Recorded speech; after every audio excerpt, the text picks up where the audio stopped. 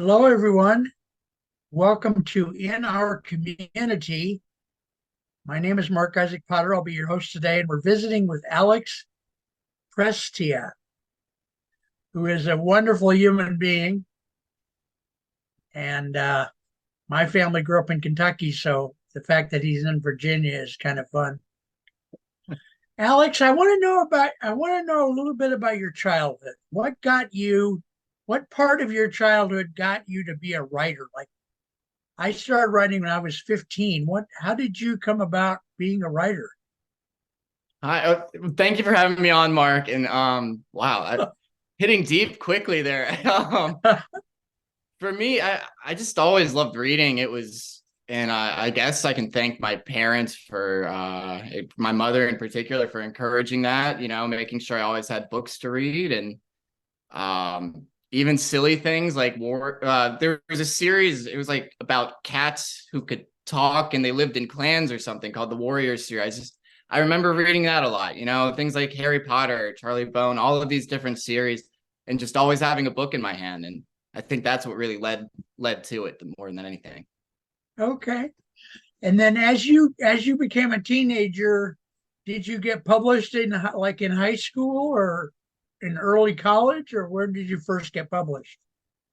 Um, First got published would be a poetry magazine in probably Shanghai, like way later. Like when I was in high school and college, I mostly didn't write very much. I even kind of stopped reading through the end of high school and through the beginning of like the Okay. first couple years of college.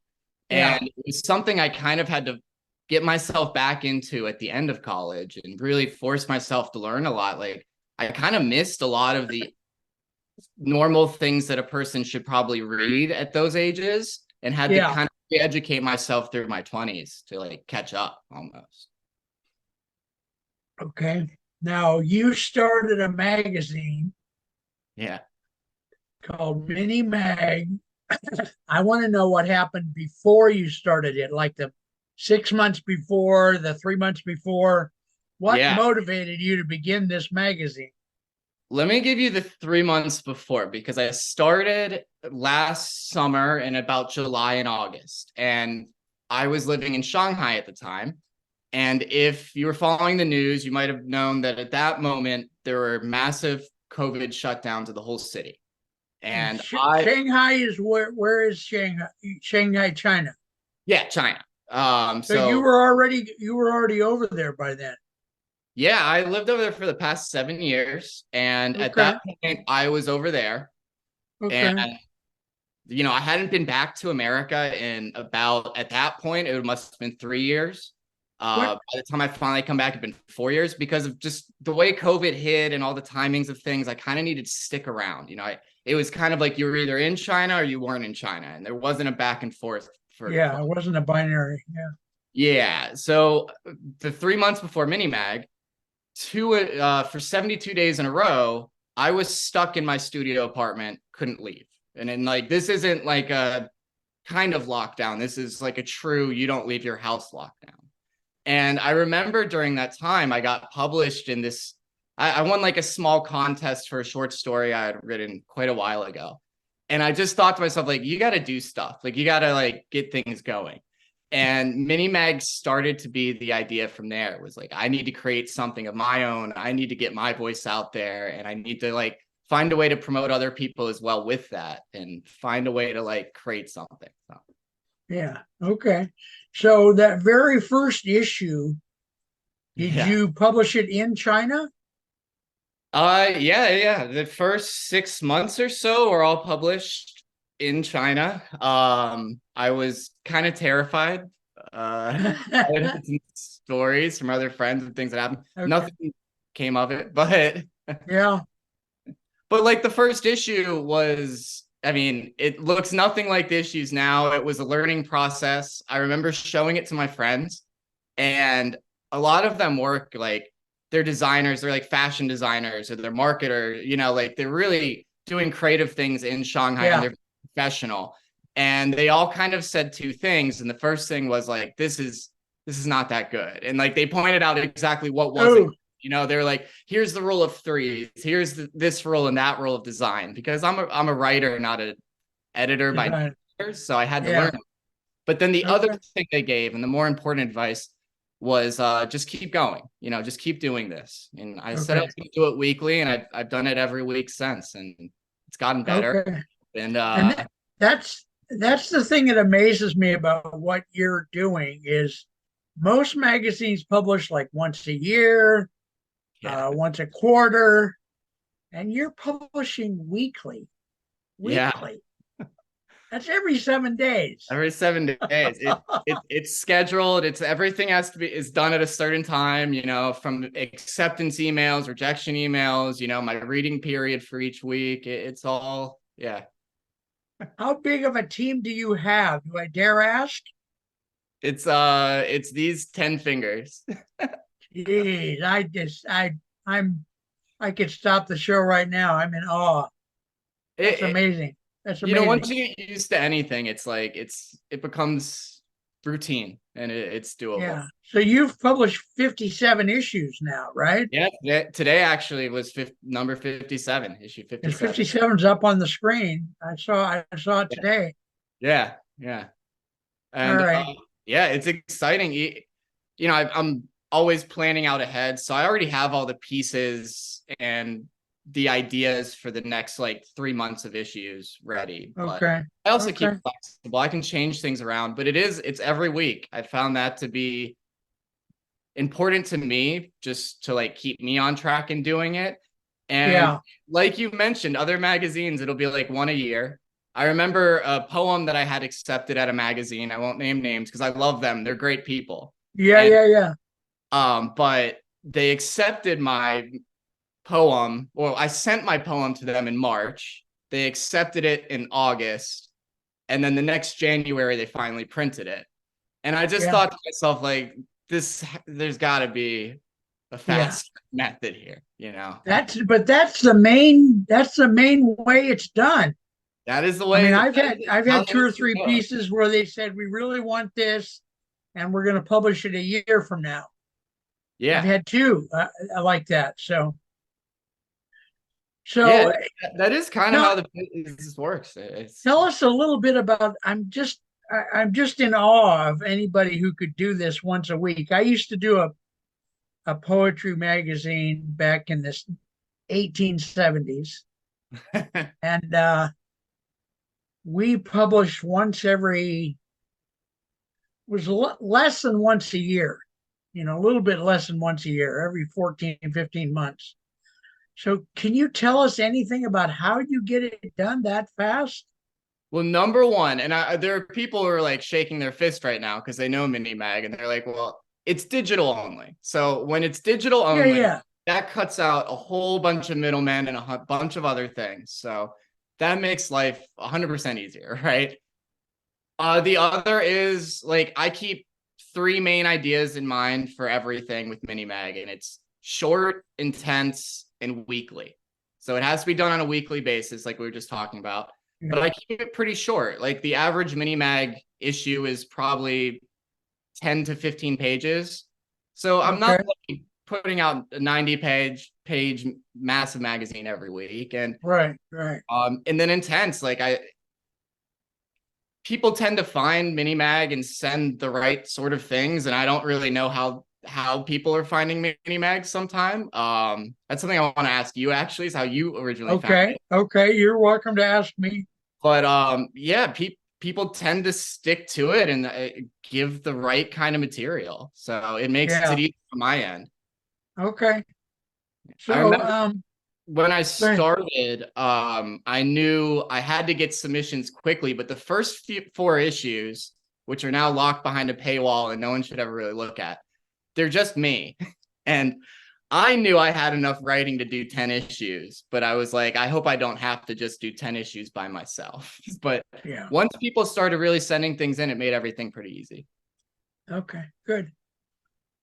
So, tell me about your development, your seasoning as a writer. I mean, when you started writing, when you I told started us you had a short writing, story published or something. yeah, I don't have a year. on the top of my head. I started writing about 10 years ago, you know, at that end of college when I started reading again. I started doing a couple little poems. I remember the first notable thing I did really was like presenting at open mics, presenting poetry. Now you would be a senior in college or what? This would have been my first or second year in China. I wasn't in Shanghai yet. I was in a little coastal city named Dalian. It's really beautiful if you ever visit it. But I remember they would have these open mic events where people would play music, do poetry, all sorts of things. And I was like, I want to do something like, and I feel like I can go up and do poetry. Yeah. I Okay. yeah. That's very beautiful. And then you started seasoning as a writer. Like who do you look to, people that you admire, writers, writers that we've heard of, that you admire or that you look to for inspiration? I try to stay kind of classic with my reading. When I'm thinking about my absolute favorites and what I want my writing to be able to get somewhere even close to, it's the Wolfs, the Faulkners, it's these sort of almost modernist writers from way back when. Okay. Then I've also, through reading, and maybe this is me enjoying like fun YA novels as a kid, I also have a really large appreciation for for Dickens and what he could do, like Agatha Christie and the way that she's able to structure something so perfectly. That as well. So I kind of held both of those on both sides. And for poetry, I just tried to find anything that was interesting or different. So like Frank O'Hara was really Yeah. huge Yeah, for me. he's one of my favorites too. Yeah. Did you I sent you a note earlier in the day about reading a piece. Do you have something there you could read? Yeah, I have two short pieces we can do. Okay. Why don't you give us the title and give us the first one? All right, this first one, it's super simple. It's just named Coat. Okay. Like, where? You get a new coat, gray and workmanlike and fashionable. It's all you think about, stepping around town, out of a cab, into a bar, to the alley, to home, just wondering about the zipper and carefully buttoning and unbuttoning the pockets. Till one day, you're on a curb, waiting for the light to turn and the people to go, go, go, and you haven't thought about the new coat all day, just wearing it. Then the new coat isn't the new coat, and you're going out about from cab to the bar, to the back alley, to home, thinking about a new jacket you'd like to buy. Okay. Very So good. It sounds a little like O'Hara. Oh, thank you. Well, don't say that. It really does. No, his book Lunch Poems. Have you read that? Looked at that book? That one I've read mostly through Emergent Meditations in Emergency is the one that like back and Okay. forth. The But one yeah, I got on audio, I like things on audio. The one I got on audio is Lunch Poems. It's short and it's just phantasmagorical, Yeah, he's one. Don't say that about my poetry though. You're gonna give me a big head. Well, It's too nice. probably not. You're probably modest enough that it wouldn't affect you. Yeah. You only have one more to read? Let's just do one more. Yeah, I don't want to All right. on my poetry. I want to also be about miniMAG, and like the people. Yeah, you could tell us more about it. Yeah, okay. Why don't you read the other one? Okay, this poem. So since I've been back in the United States, I drove from Richmond, Virginia to Los Angeles because I had been away from the United States for so long. I just wanted to appreciate the land, and I drove in a truck and I slept in national forests in the truck the whole way across. And I did a series in miniMAG where once a week during that time, I would publish, they're like prose poems about the journey. So and they're all titled Mobile Cabin. So this is Mobile Cabin Part 5. Okay, Mobile Cabin 5. Normally I don't drink, but it's Newport Beach and this little bar feels real. And I really made it from one coast to the other. And all the tables are made of real wood. And the sand is real, and the beach is real, and California is real, and not just a story people were telling me. And skateboarding is illegal on the boardwalk, but I brought it all this way, and it's a longboard. And like human law or natural law, man. So I order a few Coronas and read and probably stick out because I'm not in beach clothes or even shorts. I just don't like shorts. But I've got on white Sambas and took a shower for the first time in a week yesterday. So whatever, I'm sticking out in a good way. Everyone gets a tip in America. They put it on other humans, not managers or bosses, to treat them fair. And generally, the people oblige each other in this. It doesn't work economically. It's a circle of middle-class money with an occasional 100 and a wink from an upper-class prick who's slumming it at the local watering hole. But tipping does work. It works as a constant trust fall that we put to other strangers. And what I love is that we usually catch each other. Very beautiful. Very beautiful. Okay, so let's start talking more about miniMAG. That's the magazine you publish every week. Yeah. Just start us at the beginning and tell us everything you want to tell us about miniMAG. Jeez. Okay, so with it, it was just an opportunity to kind of skip a lot of the middle levels of things for me and be able to put out both my writing and my friends' writing, the thoughts that we were having. It started with a lot of people who I knew in Shanghai. They would contribute things, I'd be kind of knocking down their doors trying to get them to give me something to put in the magazine that week. A lot of like online communities that I've been a part of, like Lit for a very long time, some like random Discords. I wasn't really big on like social media. I've had to since starting miniMAG just to help promote miniMAG, but through all that, like it's just grown week by week and had different people and different artists. And I just love that each week it brings something else. With miniMAG, I mentioned short, weekly, and intense. What I mean by intense is each issue, I want it to almost feel like a hallway at a museum. And you're walking down that hallway and there's paintings and poetry and or maybe stories written on the walls. And some of them you're going to look at and immediately be like, that's not for me, and keep walking. Some you're going to look at and absolutely love. Some you're going to read over and over. You might have to walk back and look at one twice just to try to get it. But by the end of that hallway, I want everyone who looks at miniMAG to have felt something. And that's kind of the goal. That's what I mean by intense. By the end of each issue, you should have felt something. Maybe it's happy, maybe it's scary, but something. Now, when you say intense, do you mean you're accepting poetry, prose, creative nonfiction, or not? Yeah, my only real rule is less than 2,500 words per story, and I've broken that a few times anyway. So it's the only rule is that the issue is not going to be a novel length, like it's going to be issue overall. But if it's creative, I had a wonderful story where somebody wrote a review of Saturday Night Fever and how it had kind of some cultural vibes that, kind of glorifying men and putting down women. And it fit perfectly into the magazine though, because it was intense, so it would have been a review, but it was an intense review. And that's okay. All right. Well, what have I not asked you? We have about 10 minutes left. So what have I not asked you that you wanted me to ask? Let me think. That's what Jim Harrington, the 6 questions guy? Jim Harrington? That's no, what he does. Tell me about Jim Harrington. Oh, that does remind me of what I want to add. Okay. Yeah. But who's Jim Harrington first? He's a guy who has interviewed many of the existing magazines. And his column is called 6 Questions For. Oh, okay. 6 Questions For. Just if you go to Google and type 6 Questions For, you'll see his work. I've tried to find one on you, but I didn't see it yet. So no, you're getting one of the first interviews. Most people have not seen what I look like, I would say. Okay.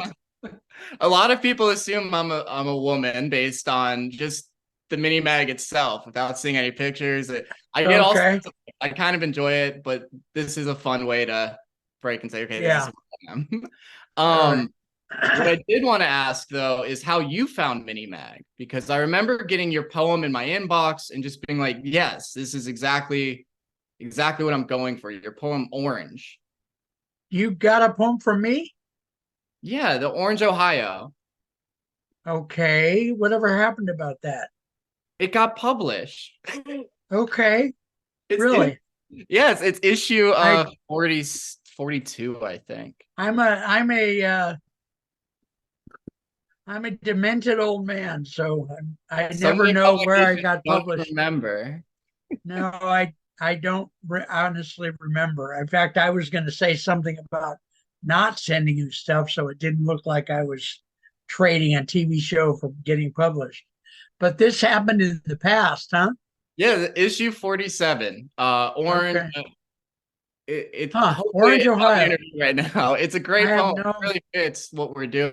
And I find stuff in my I've got thousands and thousands of pieces I've written over the last yeah, 50 absolutely. years, and I don't even remember most of them.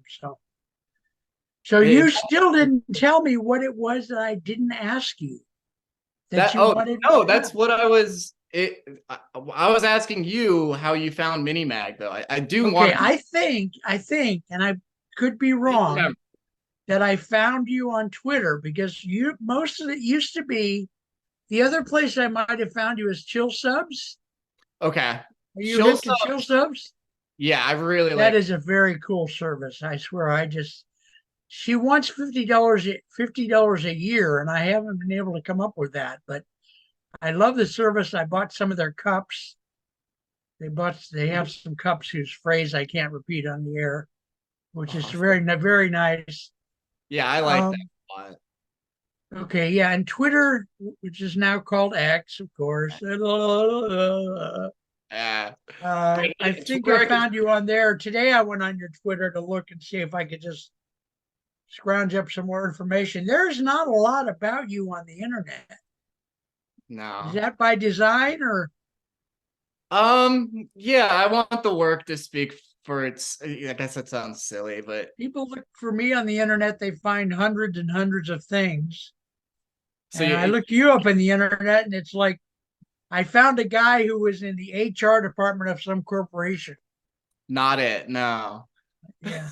Anyway, 270 pounds and a big beard. That's what he looked like. Okay, Oh, that's Alex. Okay. I got to not, get used to this. no.